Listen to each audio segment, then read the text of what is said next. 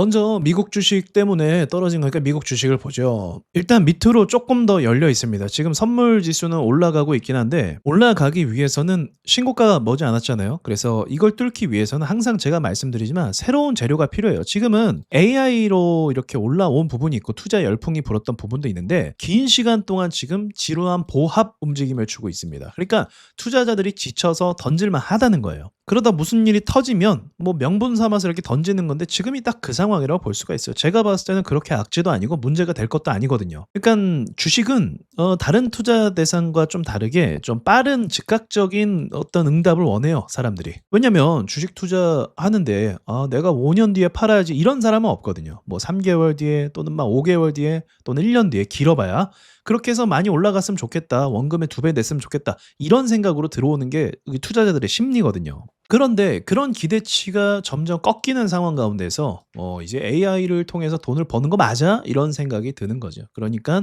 이제 던지는 것이다. 그래서 차트적인 측면에서는 위로 올릴 만한 동력은 제가 봤을 때 없어요. 그래서 제가 계속 말씀드리는 게 가능하면 로봇으로 올라가는 게 좋습니다. 그러니까 미국에도 로봇 기업들이 있잖아요. 그래서 로봇을 통한 뭐 생산 공장 이런 확대 그런 걸 통해서 좀 비용을 효율적으로 만들고 또 로봇들이 투입되면서 돈을 벌기도 하고 그 로봇들과 같이 뭐 AI 협력하기도 하고 뭐 그런 식으로 해서 비용을 또 지불을 하고 뭐 그런 시스템을 만든다고 한다면 가능하지 않을까. 그런 그림만 보여줘도 미국 시장은 오를 수가 있거든요. 좀 이 긍정적인 것만 좀 얘기만 해줘도 올라가는 게 미국 시장 특징이라서. 근데 아무튼 이런 것들이 없기 때문에 뭐 지금 이런 실망 매물 터지는 거 아주 자연스러운 현상이라고 볼 수가 있어요. 그러나 그렇다고 해서 심각한 악재는 아니기 때문에 그냥 일시적인 하락 정도는 가능할 것 같다. 그래서 지지선은 여기를 보는데 또 다른 뭐 충격이 또 있다고 한다면 조금 더 밑으로 열려 있는 것도 사실입니다. 그러니까 지금부터 한 뭐 5% 6%뭐 요 정도는 더 빠질 수도 있는 것 같아 보이기도 해요. 차라리 뭐 이런 생각도 하죠. 어떤 사람들은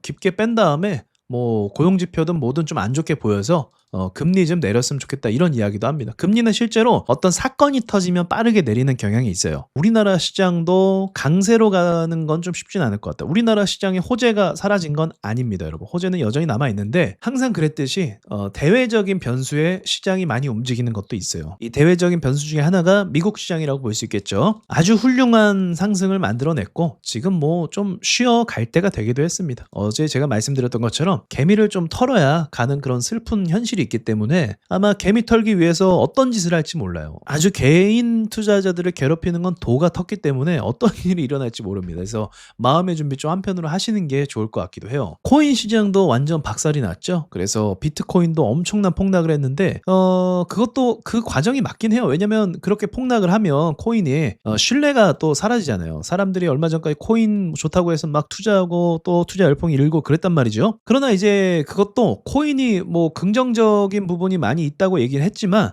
지금은 또 무슨 말이에요? 또 가다가 시세를 주지 않고 위로 올라가지 않으니까 무슨 말합니까? 야, 이거 뭐 어디다 써먹는 거야? 이런 이야기하고 앉아있는 거예요. 그러니까 주식은요, 투자는요, 수익을 주면 개똥 같은 회사도 좋아 보이는 게 현실이고 폭락을 하면 아무리 좋은 회사도 욕이 나오는 거예요. 그렇죠? 그래서 그런 거에 휘둘릴 필요 없이 여러분이 그냥 개인적으로 뭐 가치가 있다고 판단하면 지금 매우 싼 가격에 도달하는 부분도 있다고 생각을 하거든요. 근데 더불어서 저는 차라리 금리를 어떤 내릴 만한 명분이 만들어지는 게 모든 자산들을 회복하는 데 필요하지 않을까라고 생각합니다.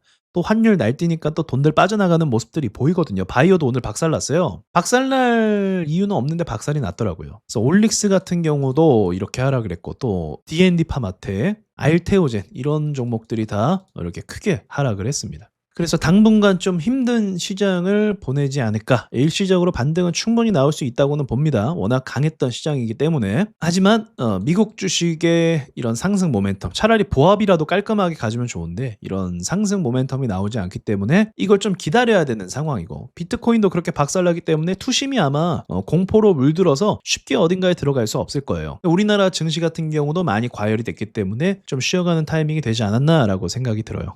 그래서 이런 것도 사실 과정입니다. 뭐 엄청나게 의미를 부여하기보다 이런 상황이 충분히 나올 수 있는 상황이에요. 그래서 예상 범위 안에 그렇게 크게 벗어나는 것들은 아니고 우리가 예상하지 못하는 뭐 천재지변이나 그런 재앙이 일어나지 않고서는 다 그냥 순리대로 흘러가고 떨어졌다가 다시 올라오고 또 옆으로 갔다가 또 다시 올라가고 이런 모습이 또 나오기도 합니다. 그러니까 오늘의 결론은 시장이 올라갈 만한 동력이 좀 없는 것 같다. 제가 봤을 때. 그래서 좀 쉬어가는 시장이 되지 않을까라고 생각합니다. 마칠게요.